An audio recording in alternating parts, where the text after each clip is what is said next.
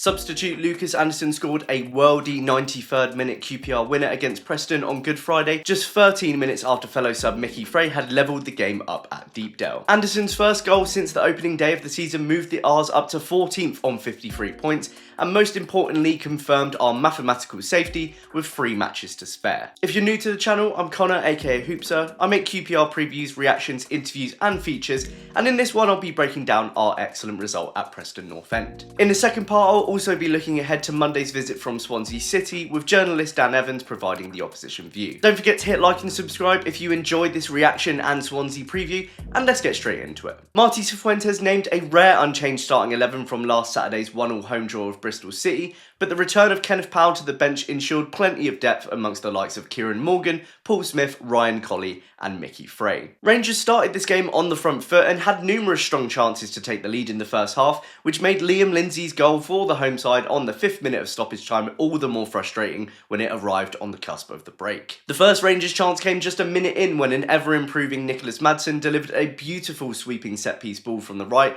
that dropped perfectly on the head of Jimmy Dunn, which Preston keeper David Cornell was forced to tip over his bar. Preston responded quickly with an effort of their own on 3 minutes when Benjamin Whiteman dinked across into the box for Stefan Forderson for a completely free header, but it thankfully landed straight in the hands of Paul Nardi. Yang Min-hyuk, playing up top once again and holding the ball up really quite well, had 3 great opportunities for a Rangers goal. The first when Koki Saito nicked the ball out on the left on 11 minutes and slotted Yang into the box, but his shot was comfortably saved under pressure from the Preston defence. Another golden opportunity followed on 17 minutes when Yang held up the ball beautifully from a Nardi goal kick with an excellent touch before playing the ball back to Karamoko Dembele. He passed to Madsen in the middle, who took a touch before looping a perfectly weighted ball over the top to set the Korean in behind, but he could only drag his shot wide of the right-hand post. Preston then twice reminded Rangers they were still here on the half-an-hour mark. Brady allowed a free header in the box that Forderson nearly flicked in, and the Icelandic midfielder shooting wide from range a minute later when given plenty of space outside the box. QPR's injury curse would then strike again on 36 minutes when Saito was forced off of the pitch on a stretcher after landing awkwardly on his shoulder from a collision,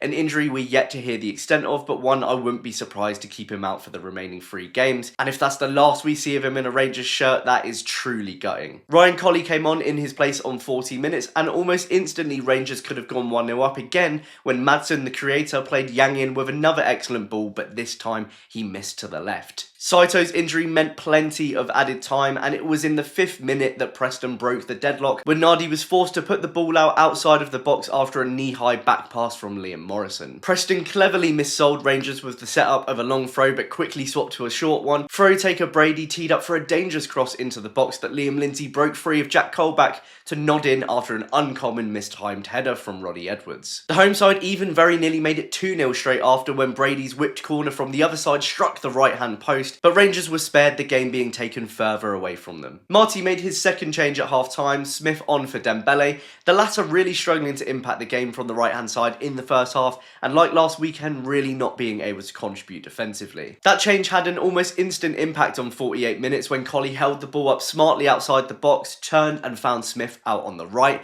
and the winger tried to return the favour with a cutback, but the ball was just behind Colley, meaning his acrobatic attempt went wide of the post. It was a quiet following 15 minutes, but with every Rangers change to follow, we looked stronger and more dominant despite being 1-0 down. Kenneth Powell the next on 65 minutes for Yang. Morrison had an excellent chance for his first Rangers goal 3 minutes later when he volleyed Varane's cross into the box over the bar, connecting sweetly and having the beating of the keeper, but it looped just too high and wide. Ashby ironically continued to add to my thesis that he's better out of position at left back than he is on his natural right on 71 minutes, because having switched to right wing following Powell's introduction, a dodgy underhit back pass allowed Preston to break from nothing. Sam Greenwood played into the box for a free shot at Nardi until Ronnie Edwards sprung an excellent sliding block to deny him. Cifuentes had of course quickly seen enough from the Newcastle loanee on the right at this point, and on 73 minutes he made the most important changes of the game, with Frey and Andersen replacing Ashby and Madsen. Colley and Frey I thought linked up beautifully together, and it took the Swiss striker just 5 minutes to level the game up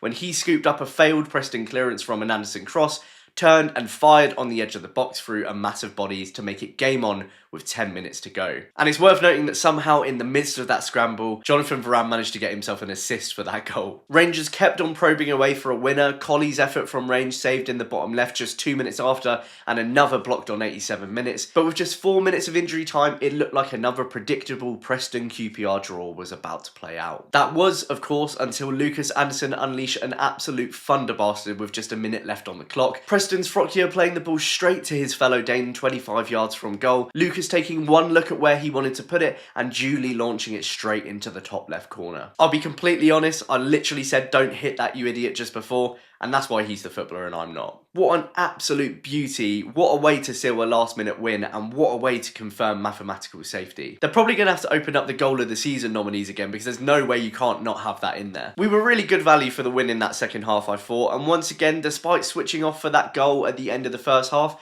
I thought we looked really solid at the back for what is now, absurdly, Liam Morrison's 13th start of the season without defeat. After a rough couple of months, we're now also 4 unbeaten, and with 3 matches to play, Marty now has a real opportunity to experiment and build confidence amongst this squad ahead of the summer. So, turning to Easter Monday now, we have 11th place Swansea City set to visit Loftus Road on the back of 4 consecutive wins against Derby, Plymouth, Sunderland and Hull. Joining me to discuss Swansea's season so far, interim manager Alan Sheehan, and the summer ahead is journalist Dan Evans. Hi Dan, how are you, mate? Yeah, I'm good. Thanks, Connor. Thanks for having me on.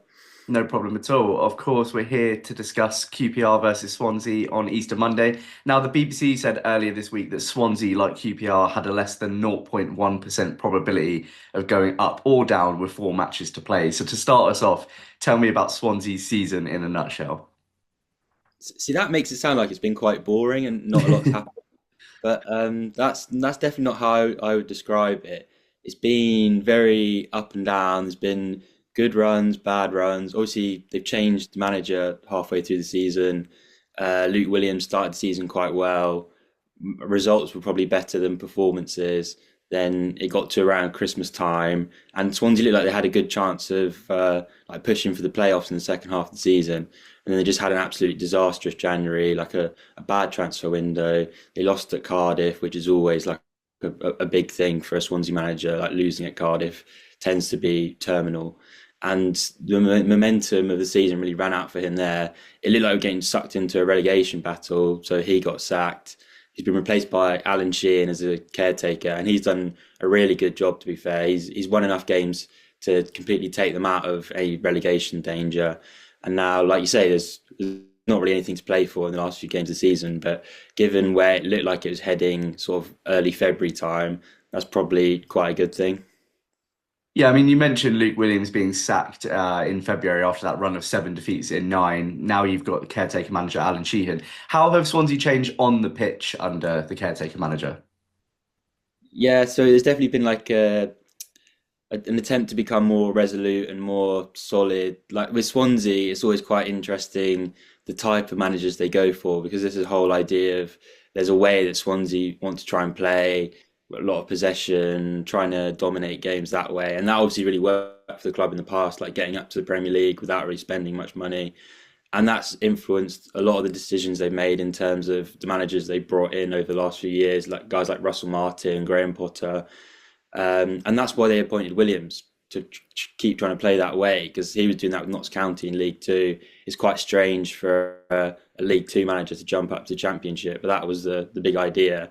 And his way of playing really, I found it really unconvincing throughout pretty much his whole year or so at Swansea.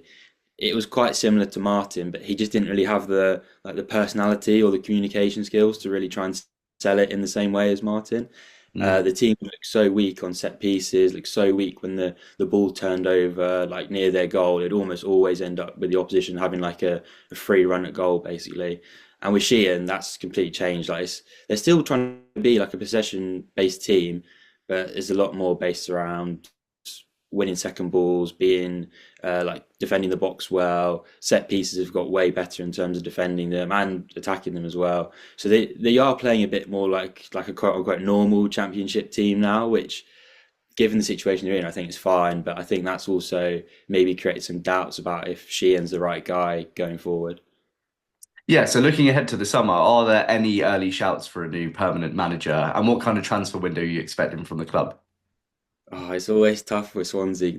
There's new owners as well, basically. So they came in, I think it was just around Christmas, a bit before Christmas, and they came in with the big mission statement of like, oh, we know you didn't like the last owners, and we're going to be so much more like transparent and try and communicate better.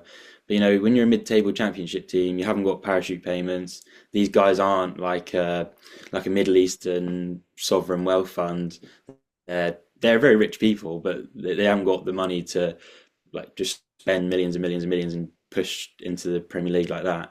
So I can't imagine it will be super active and like a transformative transfer window. It'll be the same. Like they'll probably have to sell one or two of the better players and then use that money to bring in a few more good ones.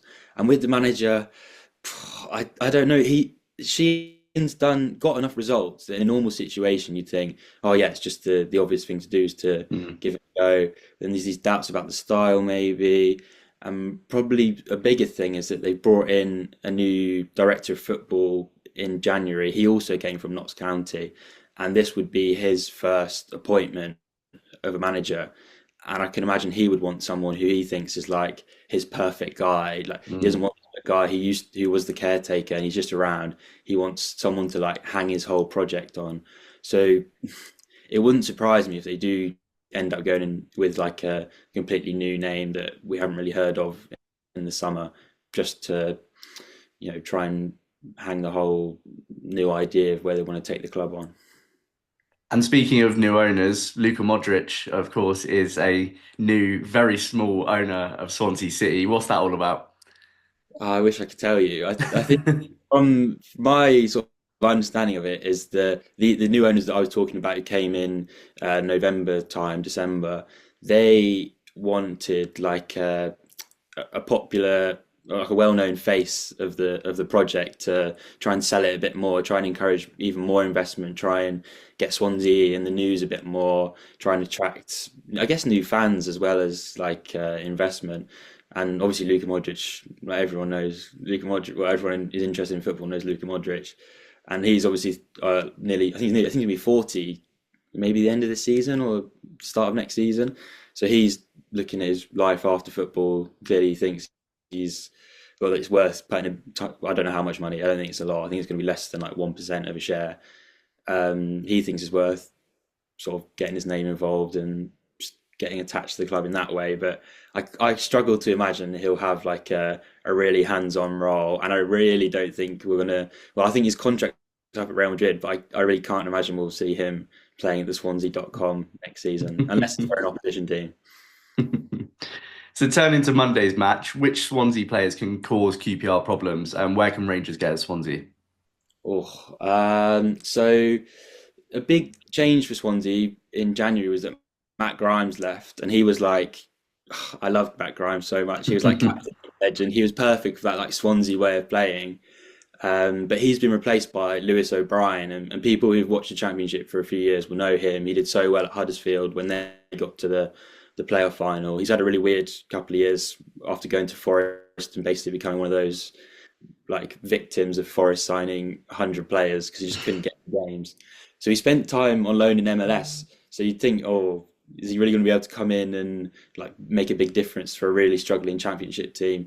But since he's come in January, he's been great. Like he's so different to Grimes in terms of like he's an athlete who gets up and down the pitch. He wants to try and like win duels all over the place and like crash into the box and try and score goals. And he has made a big difference, like especially making the team physically like a better prospect in terms of going to those kind of like awkward championship games where it's going to be a lot of 50-50s and a lot of winning duels. Like he's made a big difference in those tighter games, I think. And go further forwards, I don't know, the forward players have been really inconsistent. Like they're quite young and they're not players with a lot of championship experience. With Ronald, the Brazilian winger, who's so up and down. Like on his day, he actually played quite well in the reverse game against QPR on Boxing Day, but that's probably one of the better games I've seen him have. Like sometimes he can just be miles off it, and you think, how is this guy playing like championship level football? And it's a bit similar with Om, who's a South Korean like winger, stroke number 10, who signed There can be days where he doesn't really seem like he's up to it physically, or the game's moving a bit too fast for him. But especially recently with Sheehan, he's looked a lot more of a threat, a lot more involved as well, because a lot of the time he's probably not played or come off the bench a lot.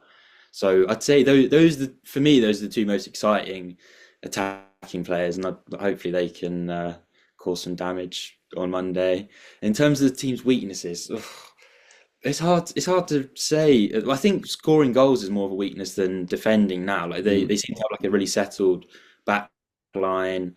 The goalkeeper's had a really good season, but I say the two fullbacks aren't amazing defenders. They get up and down really well. They're good attacking threat, especially Josh Tymon, the left back. He's got a lovely left foot, but he's not an amazing defender. So if you expose him 1v1, then you probably get at Swansea quite easily that way. Now, all three of Swansea's last trips to Loftus Road have ended as draws. So to round us off, let's get your score prediction for Monday. Yeah, I think it's got to be another draw. I can't. I just think it'll be similar to how the last few games against QPR at Loftus Road have gone. Loftus Road's always been quite a strange place for Swansea. Like they've had some amazing results there, like the Michu 5-0 game.